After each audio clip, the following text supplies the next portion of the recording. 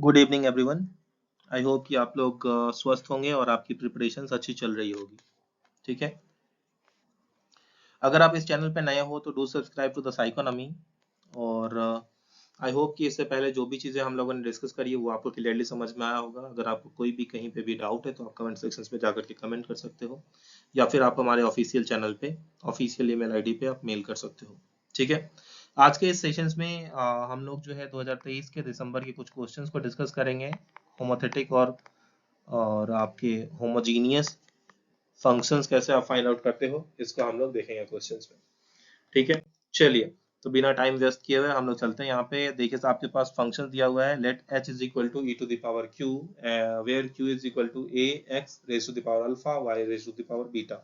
आपका फंक्शन जो है ये कुछ ऐसा है जहाँ पे आपसे क्या बोला जा रहा है कि x is the function of y and y is the function of g, right?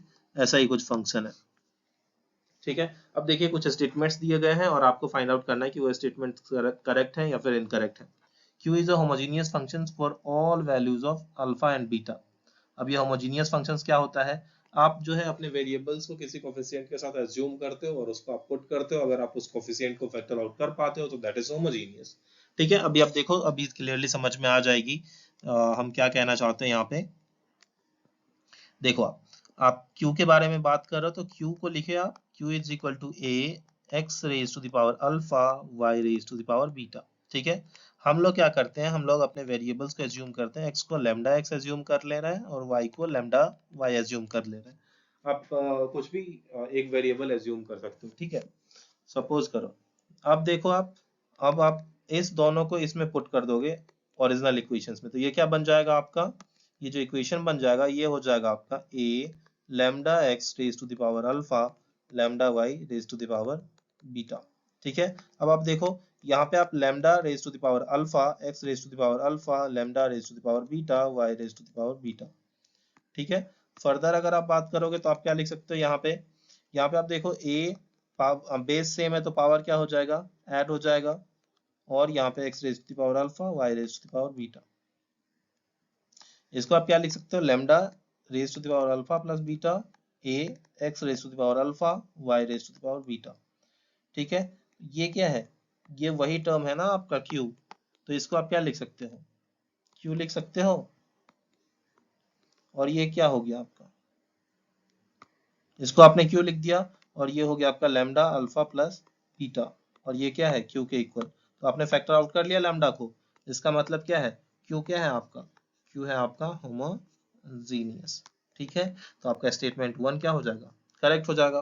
Further अगर आप देखोगे स्टेटमेंट वन करेक्ट हो गया तो ऑप्शन नंबर 4 को आप क्या कर सकते हो, एलिमिनेट कर सकते हो। अब देखो आप स्टेटमेंट बी क्या है, एच इज अ होमोथेटिक फंक्शंस। अब जब भी हम बात करते हैं अपने फंक्शंस की कि वो होमोथेटिक है, राइट, तो यहाँ पे हम क्या बात करते हैं, यहाँ पे हम बात करते हैं उसके प्रेफरेंसेस की। इससे उसके प्रेफरेंसेस भी पता चलती है। आप सपोज करो कि यहाँ पे कोई फंक्शन दिया हुआ है h। ठीक है, h क्या दिया हुआ है, e to the power q, और q क्या दिया हुआ है, a to the power a x to the power alpha y to the power beta. मतलब h है फंक्शन किसका, q का, और q क्या है फंक्शन x एंड y का। तो हम पहले क्या करेंगे, h को एक बार डिफरेंशिएट करेंगे x के रिस्पेक्ट में और दूसरी बार डिफरेंशिएट करेंगे y के रिस्पेक्ट में। अगर ये फर्स्ट ऑर्डर डेरिवेटिव इसका पॉजिटिव आ जाता है, इसका मतलब क्या है, होमोथेटिक है। और इसका मतलब क्या है कि इसकी प्रेफरेंसेस क्या होंगी, मोनोटोनिक प्रेफरेंसेस। इसका मतलब क्या है कि वो कंटिन्यूअस इंक्रीजिंग होगा, राइट, कंटिन्यूअस इंक्रीजिंग होगा।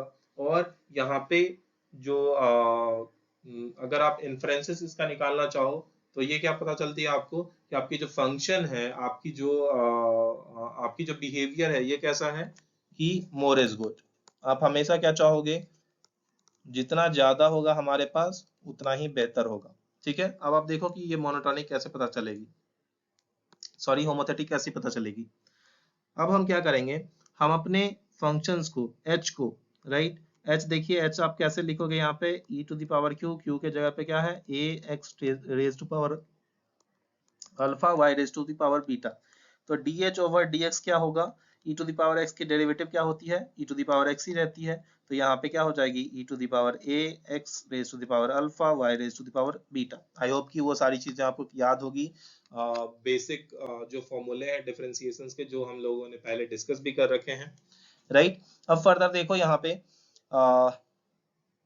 पे x के रिस्पेक्ट में तो आप y का क्या, आपका y क्या होगा, कांस्टेंट एज्यूम होगा a y to the power beta x alpha x raise to the power alpha minus 1। फिर यहीं पे आप अगर dh ओवर dy की बात करोगे तो ये क्या हो जाएगा, e a x raise to the power alpha y raise to the power beta into a x raise to the power alpha beta into y beta minus 1।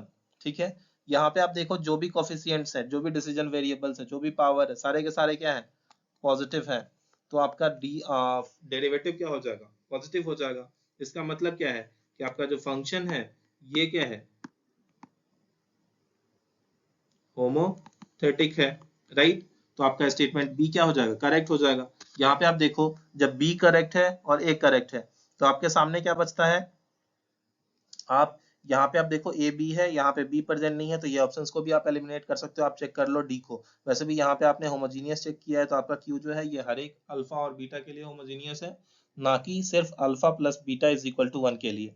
ठीक है, तो आप इस स्टेटमेंट को करेक्ट कर सकते, इनकरेक्ट कह सकते हो, क्योंकि यहाँ पे ओनली लिखा हुआ है, ओनली नहीं रहता तो ये भी करेक्ट माना जा सकता था। फर्दर आप देखो, अगर आप डी की बात करोगे तो H is not a homogeneous, तो एच को आपको क्या करना है, चेक करना है कि वो होमोजीनियस है या नहीं। एच को होमोजीनियस चेक करने के लिए आप क्या करोगे, एच को सबसे पहले आप लिखो यहाँ पे e raise to the power a x raise to the power alpha y raise to the power beta. यहाँ पे हम क्या करेंगे, फिर से x is equal to lambda x, y is equal to lambda y, right. अब आप देखो, आप यहाँ पे क्या करोगे, h में ये पुट कर दो, e raise to the power a lambda x raise to the power alpha lambda y raise to the power beta. यहाँ पे क्या होगा, e raise to the power a lambda raise to the power alpha x raise to the power alpha lambda raise to the power beta y raise to the power beta. Base same है तो power क्या हो जाएगा, add हो जाएगा, e raise to the power a lambda raise to the power alpha plus beta x raise to the power alpha y raise to the power beta, right. यहाँ पे आप देखो ये क्या लिख सकते हो आप, e raise to the power lambda alpha plus beta into a x raise to the power alpha y raise to the power beta. ये हो गया h। आप यहाँ पे h को, ये जो h है इसको आप h as the function of lambda h नहीं रिप्रेजेंट कर पा रहे हो, तो इसका मतलब क्या है कि h is not homogeneous, right. तो ये क्या हो जाएगा आपका option number A, statement A सही था, बी सही था, सी सही नहीं है, डी सही था, राइट। तो आपका ऑप्शन नंबर 2 जो है ये क्या हो जाएगा, करेक्ट आंसर। ध्यान देने की बात यह है कि आपका जो सी स्टेटमेंट बोला जा रहा था alpha plus beta is equal to 1, यहाँ पे, राइट, ये क्या है, ये है आपकी बताती है डिग्री ऑफ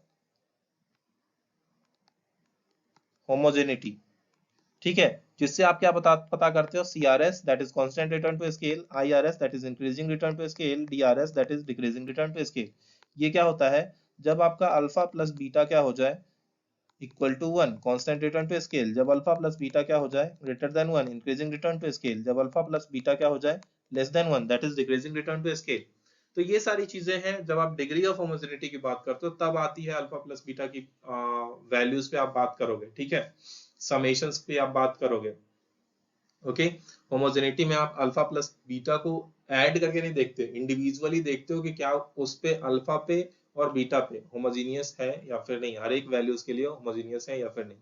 ठीक है, तो चलिए, आई होप कि आपको ये लेक्चर्स होमोजेनिटी होमोथेटिसिटी क्लियरली समझ में आ गई होंगी। अगर कोई डाउट होता है तो आप हमारे कमेंट सेक्शंस में पूछ सकते हो या फिर हमारे ऑफिशियल मेल पे पूछ सकते हो। ऑफिशियल मेल में आप याद भी रख सकते हो बहुत ही आसानी तरीके से, psychonomy2@gmail.com। ठीक है, और अगर आपको वीडियोस अच्छा लगता है, कंटेंट अच्छा लगता है तो हिट द लाइक बटन, और अगर आप नए हो इस चैनल पे तो डू सब्सक्राइब टू द साइकोनॉमी।